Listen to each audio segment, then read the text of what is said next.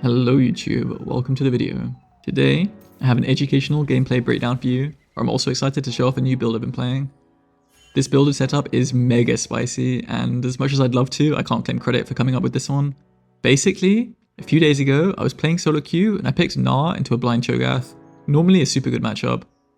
Well, the Cho'Gath turned out to be this guy, someone I've never heard of or seen in my life. He's been low master for about 10,000 years, but he's come up with a new Cho'Gath build and has been absolutely dominating.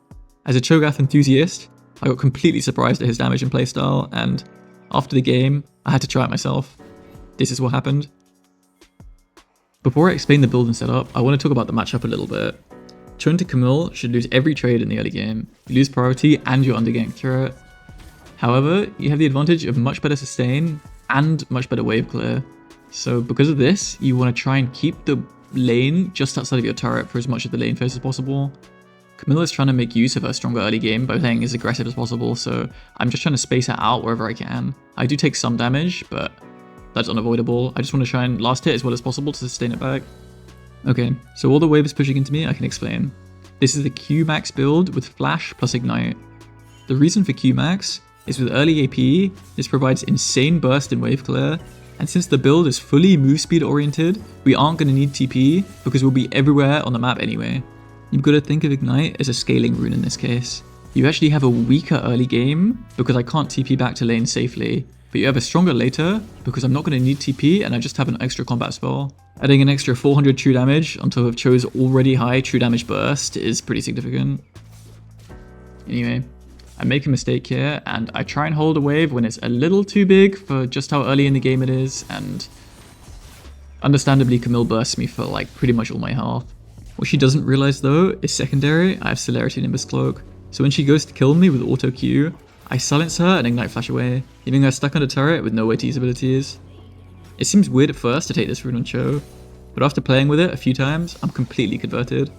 It's so common for the enemy to flash away from you, and the extra move speed just means you can always flash after them and still close the distance.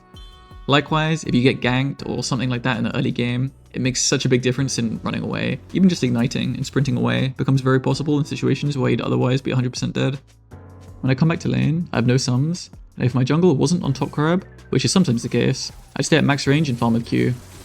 Camille wants to punish me really hard though, while I'm still weaker, and she gets baited for another freebie.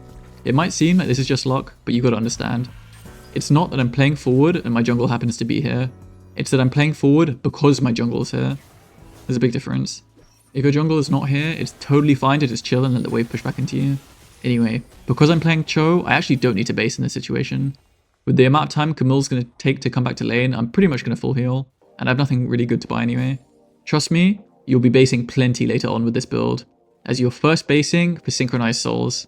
I know it sounds crazy, but you're just going to have to try it. Once Camille comes back, I just want to hold the lane outside my turret as much as possible. At level 6, you start to have lethal on most champions. Hail of Blades gives you crazy burst with triple E, and Q scales super hard with points in it. You can use Qs that hit both the opponent and the wave if there's too big a wave stacked up, or if the wave is not too big, look for Qs outside of the minion wave that doesn't push. Either way, you're looking to keep a bigger wave pushing towards you, but not too big that you can't hold it. I'm putting Camille in a really tricky position here because she needs to crush the wave to make me vulnerable, but she can't play aggressive on me so close to my turret. With Ignite coming up, hitting Q is instant lethal, and eventually she tries to find an all-in angle, but gets caught off guard by my silence once again. I chose this replay because even though I think that Camille is turbo bad, you can see every lane is losing, and I think it's a perfect game to show why this build is perfect for carrying losing teams. I need to base, but my wave state is really bad. If I made it obvious I was going to push the next wave, it's highly likely Bel'Veth would come and collect her free kill top lane. Sneaking round the bushes lets me get to the wave when Bel'Veth is no longer expecting me to be there and get a clean crash on the wave. I do sneaky plays like this all the time, and it's the difference between having a wave cleanly pushing back to me or losing multiple waves and being stuck on a freeze when I come back to lane. Afterwards, there's a random skirmish going on, but because I fixed my wave, I'm free to join it. If I didn't, I'd be losing wave after wave on top lane. Anyway, it's a complete fiesta, but I ended up getting a stack and getting out. Synchronized Souls Rush gives me a fast recall to get back on the map quickly. I think these boots are straight up the most OP boots in the game, and I'm trying to figure out every champion that can potentially abuse them. I come back to lane to collect a big wave, and because of Ultimate Hunter, my ult is basically up again. This is the point in the game where I'm ready to fight. Nothing's happening near me, it's fine to eat minions and scale, but if there's a 2v2 or a 3v3 going on, my Q and ult can almost always be the difference maker. I miss everything here, so we don't get anything, but the opportunity cost is so low, it's totally worth it to try. After going back to lane, I now have points in Q and want to push every wave. Ult a minion if it's not on cooldown, and recall with the enhanced boots. Shirley's battle song is super cheap and provides a lot of early damage for Cho. It gives a nice passive boost speed, but also an amazing active for chasing down a kill or running away. At this point, I'm playing similarly to if I was playing Quinn. On the way back to lane, I'm assessing the map if there's any opportunities to roam. If there are, I'll take them, while my wave slow pushes back to me, and I lose nothing. If not, I'll just walk back top, push a wave, and repeat the process. I see an angle to gank mid, but my mid laner dies just as I come. It sucks, but again and again, keeping the opportunities open is what's important. Still, I make the best of a bad situation and take the mid wave before heading back top. Once I get here, I hit Camille with 1 Q, and she doesn't realize, but she's already dead. Hail of Blades keeps her slowed by my E, and once she runs away, I have Shirley's to catch up. If she had a way to create more distance, I would have ignited her for Nimbus Cloak for even more chase power. You can see the damage is crazy, just with a small amount of early AP and some points in Q. Unfortunately, all my tankiness comes at this point from my ult stacks. I do make a slight overstay here and end up giving Camille a shutdown. Second item is also the same every game, and that's Dead Man's Plate. It's a weird item because it doesn't provide as much tankiness as a pure tank item, but it doesn't provide as much damage as a pure damage item either. But it gives the perfect mix of tankiness, move speed, and damage to feel incredible on Cho. His extremely high base AD hits hard with the Dead Man's proc, and combined, the upgraded Synchronized Souls lets you start racing around the map. I push my wave and save my ult for Void Grubs. I'll push every wave at this point and constantly threaten moving. After the grubs, it's push one more wave and then recall, and go to the Herald to eat that as well. If the enemy team contested either of these, I had both my sums up and Shirley's. With my ult, it's so likely we would win the fight. Udyr tries to Herald top first turret, which is a nice effort, but unfortunately we lose bot first. Either way, it's fine, because he opens up the map for me to start hard roaming. It's important I crash the next wave so the minions start slow pushing back towards me, and I get a big roam timer to try and make something happen. On base, I have Deadman's and my boots upgrade, and you can start seeing how ridiculously fast I move around the map. It's literally like I'm in Quinn ult. I'll always right click towards mid lane here and then adjust where I'm going based on what's happening on the map. With sums and ult coming up, I definitely want to fight right now. I also take Red Trinket as it's so much easier to hit Cho Q from out of vision, and I hide in bushes all the time. It's pretty much open through mid, sneak through a bush, see if you can make a pick, and if you can, great, and if you can't, just push a wave, base, and try again. It's really easy to know whether you want to fight on Cho, because it's basically when your ult is up.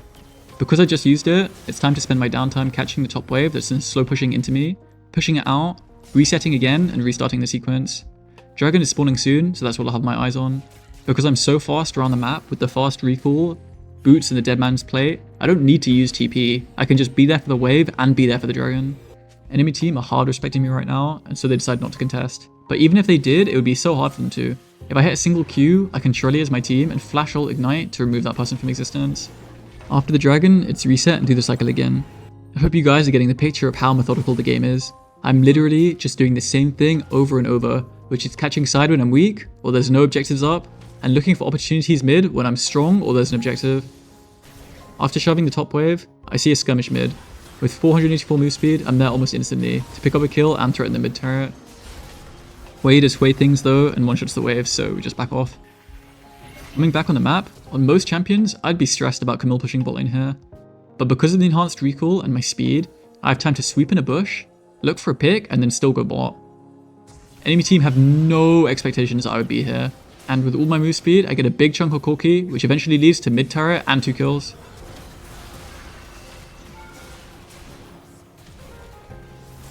Yummy, yummy. After this, I do a quick move bot to catch one wave, and then it's back into the action. I'm super strong in fighting skirmishes with Hail Blades, but without Demolish, this build has a drawback of being awful at taking turrets. I'm not even wasting my time thinking about it and head straight back to mid. We push it together, and I basically spend the next 2 minutes just looking around and fishing for picks. Choke Q is hard to hit, but when you do, it's one of the most OP basic abilities in the entire game. We go through a full sequence, getting a kill but not much else, and then reset again to play for the dragon. If I ever got chunked out here, I would just recall and come back in almost no time. As I'm coming back to lane, Udyr kind of suicides, which means we can't contest the dragon anymore. This is going to happen from time to time, and there's no point tilting about it. What Cho can do, that very few champs actually can, is threaten solo stealing the objective. You're kind of guaranteeing suicide here, but holy moly does it feel good when you get it.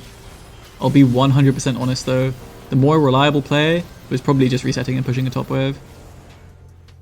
If Camille was pushing bot here, I'd depush her wave, but since she doesn't, I open top lane to try and maintain control of Baron side. I don't realize to see me, and my attempt at making a pick ends up with me getting picked, which is pretty bad, and I shouldn't be making solo plays like this. Hanging around on the outskirts of your teammates is much better and more reliable. I die, but we pick up a few kills and nothing really ends up happening. The push wave, look for something, and reset sequence happens for like 5 minutes now, with neither team gaining a decisive lead until dragon spawns. As you can see, the playstyle is heavily objective focused, and I'm only going to side lanes to collect the bare minimum. Split pushing is not dead, but making picks in team play is definitely an easier route to winning games in modern League of Legends. As the dragon spawns, I'm constantly fishing for Qs while pseudo frontlining. I'm fine to take some damage as I'm quite beefy, but notice I'm not full throwing myself into the enemy team. When I see we have the front foot, I pop Shrilliers to speed my team and chase them down. I'm basing so often in this game that I never have to worry about mana, so I'm literally just throwing Qs on cooldown, because if any of them hit, it's such a big threat. After we do dragon, it's insta base again, and this time I see another sneaky opportunity on Hui on the blue buff. Again, this is risky, and I'm not sure if going this fast solo is a reliable play, but it manages to work out for me and I get another stack. Every single Cho stack adds 0.5% max HP magic damage to your E's, so he snowballs so hard in terms of both damage and tankiness with the stacks. Trying to min-max getting as many stacks as possible as a mini-game in every single Cho game can be the difference between being like a good Cho and a great Cho.